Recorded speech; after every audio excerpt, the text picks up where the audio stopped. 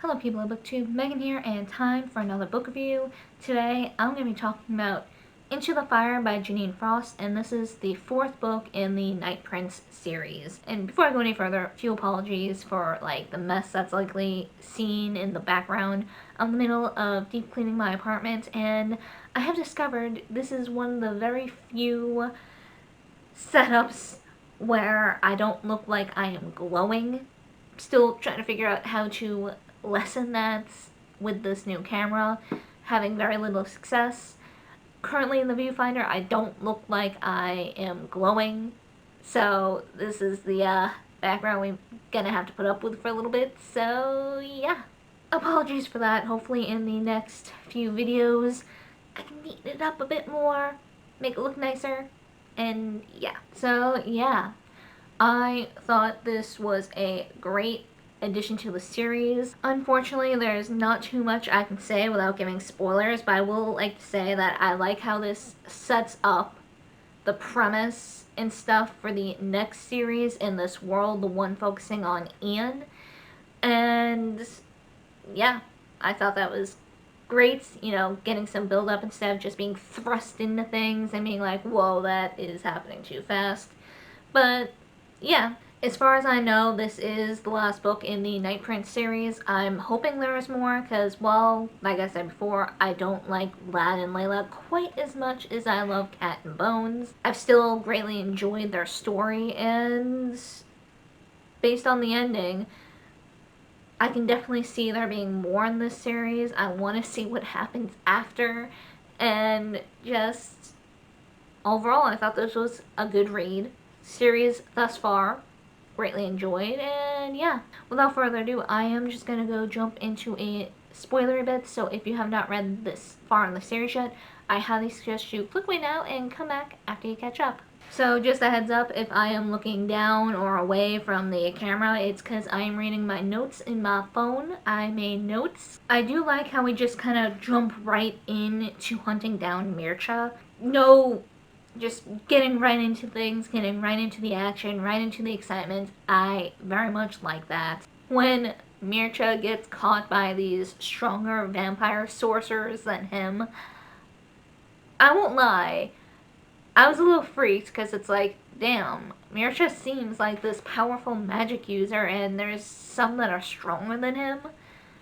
Where is this gonna lead? When Mincheras was going on to Vlad about like, oh yeah, you have to promise not to kill this guy I'm gonna ask to help you out because you hate him. You hate him more than Bones, and as you know, we're getting this build up, I'm like, holy hell, who could Vlad hate more than Bones? And then when Ian is brought in, I'm just like, of course it's Ian. Just laughing to myself, being like, yeah, of course it's Ian, and at the same time also be excited to get Ian. I just feel like the last couple books in this world, like the last Night Huntress book or two, and including this book, I have found a great appreciation for Ian. I don't know why. I just really like Ian. He's like that lovable asshole who's just a little bit more of an asshole than lovable. Like, when he made his appearance in this book, the first thought that popped in my head was like, oh hey, it's my favorite asshole. Just, I don't know why, just that thought. And the fact that that was my first thought amuses me far more than it probably should. And yeah, I can definitely see how Lad could hate Ian more than Bones. When it was revealed that this was the person Mincheras was talking about, it's like, okay, yeah, that makes sense. That makes a lot of sense. And like I said earlier in my non-spoiler bit, I do like how we kind of get more of this build-up around Ian, to help lead us into his own trilogy. We get that little tease of his background, we get to see into his head a little bit more, and just, it's a nice little more gradual build-up instead of just throwing ourselves right into the trilogy. And also, I am so sorry that I'm going to be talking about Ian a whole lot in this review. I'm just realizing I've been talking about him a bit more than I've been talking about Layla and Vlad. Don't know how that happened. Sorry. And can I just say, I also enjoy Ian's pop culture. the fact that he seems to be big into pop culture with like the Angel and Buffy references, and the fact that I think it was in the last Night Huntress book, he made like a Star Trek reference. So it's like, now I have this headcanon of him just being a closeted nerd, which I just love. And also, can I just say, I really like how this universe has just expanded between all the previous books and this one. We went from there just being like vampires and ghouls to there being demons, to there being magic users, to witches. And it's just, I love how things have expanded, and I look forward to seeing how much they expand further in Ian's series, as well as any possible future books and any of the other series. Just, it's awesome, and it feels like such a natural expansion too. Like, think about it, if vampires and ghouls and ghosts are real, what's to stop from any other creature that goes bump in the night from being real as well? And I also like how we get that little mini explanation for how magic was introduced into the world. It was introduced through demons. And then, as well as getting like the vampire creation, getting a little bit more elaboration on that. Because in the beginning books, it was just mentioned, oh yeah, Cain was the first vampire, or the first ghoul, or whatever, depending on which side was telling the story. But I like how it gets a little more on that. That might just be me, because I am a sucker for the details. I like knowing the hows and whys of how things work, how things came to be in stories. Just, I love those kind of details. They just make the world seem much more fleshed out to me as a reader, so I'm always a sucker for them. And also, I do like how we get the explanation for how Layla has her power. It just makes so much more sense than, oh yeah, I randomly got this power after being electrocuted by this town power line. I like that explanation. I like the reasoning. Mandatory. I'm glad that we saw more of Maximus in this book. I enjoyed his character in the previous books, and just, it's great seeing him again. And I hope we see more of him in the future. When Maximus started to turn Gretchen, I was only mildly surprised for some reason. Like, for some reason, it just, based on how the story was going and just everything, it just doesn't come off as too much of a surprise to me. I don't know how to explain it. But it is also very true that Layla still treats Gretchen like a child, which is okay. I can understand with how bratty she can be with Layla around, but she's also a grown-ass woman, and she really should stop babying her. Like, I get it, she's the older sister. She feels guilty for the stuff she's put Gretchen through.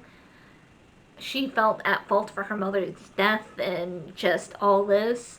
So I can understand, in a way, Layla's behavior with Gretchen.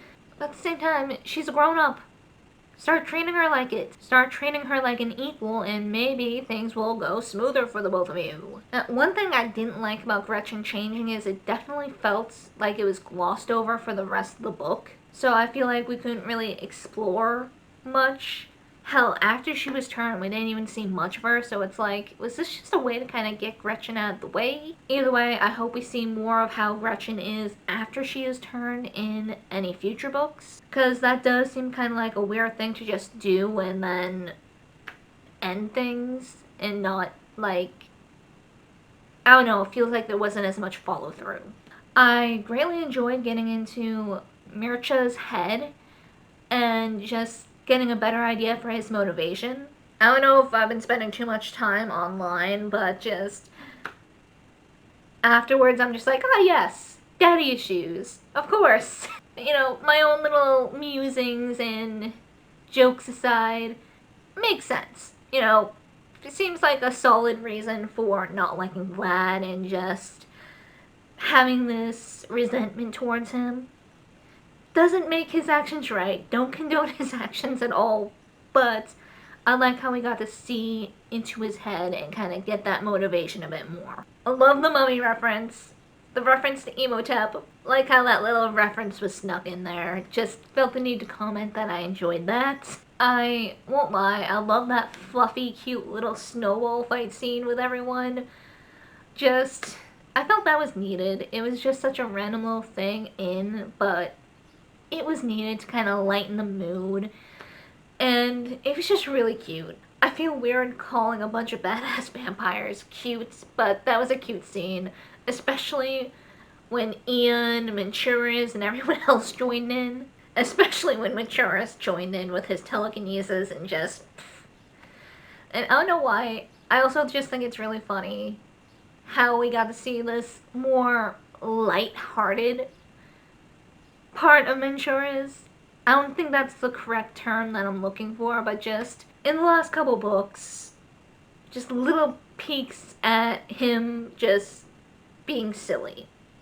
Just with the hacker in like the Night Huntress books, it was like a very brief scene, him just like fist bumping this like young adult hacker, and then you know this and just a few other scenes in this book. Just it's funny because in the beginning of these books, not just the Night Prince books, but the Night Huntress books as well, I've just had this picture of him being this like very stoic, very serious, this very in control like individual, and that mental image has been with me for so long that when we get these like sillier situations with him, I'm just like, why is that so hilarious to me? But yeah, the whole snowball bit, it got a cackle out of me. It got like a legit cackle. And just the scenes following that with like the glamour that Ian gave everybody, everyone being this like hot chick, that also got a good cackle out of me as well. It's like, oh my god. Especially Manchuris being like, yeah, this is my invitation to like get into this underground club. It's like, this shouldn't be this funny to me, but it is. Just, I found it so entertaining and fantastic. The scene where Vlad killed Manchuris got me for a solid minute. Like, I was at work when I was reading this. Naturally, I was at work. I seem to be at work whenever I read these, like, super intense scenes or plot twists. I don't know why. I just seem to be at work when I read them a lot. I felt like someone hit pause in my brain because I just couldn't process that. It's like, no, that can't be Manchuris. Did Vlad really kill him? Did he? No. Did he? No. Just flip-flopping with that for a solid, like, minute. Being all like, was that Denise? That had to have been Denise. Or something. It had to have been something. There's no way Vlad would have killed Manchuris. You know, the little voice in the back of my head was like, could he though? This is Layla's safety we're talking about, and Vlad would very much burn down the world to save Layla. So, did he? So, yeah, Jeaniene Frost had me going for a moment there, really concerned that Manchuris was dead. And just that whole chapter with Dagon, was it pronounced? Dagon? Hopefully I'm saying this name right. The whole chapter scene with Dagon. That was a lot. Also read that at work and I'm just like, that is a lot to process. First off, Ian and his reaction to Manchuris' death. I've already known as a reader of the Night Huntress books and all that, Ian has very, very few people that he actually gives a shit about. I knew Spade and Bones was one of them, and, you know, pretty sure Manchuris was one, because Manchuris is the one who changed him. You know, as well as the fact that Manchuris is one of the few people Ian actually listens to. So yeah, Manchuris is one of those people that Ian deeply cares about. And just seeing the proof of that, him being willing to make a deal with a demon for Manchuris was just like, shit. He was not joking around. And just the fact that he reacted like that, I can't snap, I'm sorry.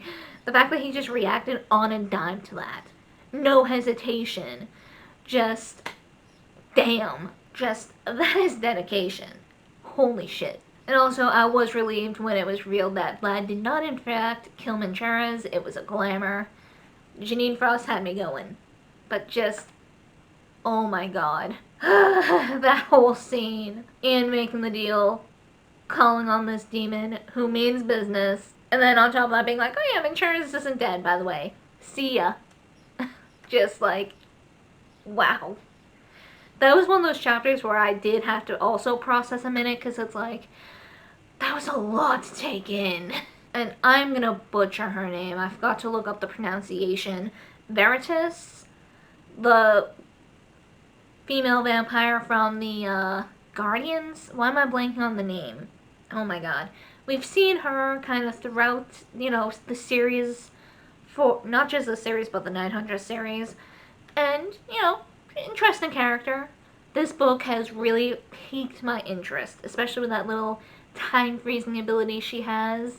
Just, I know she's gonna be in the series with Ian, so I'm so curious. I'm so curious to learn more about her and why she has this ability, what kind of beef she has with Dagon, and just, I'm so excited for this. Marty's death.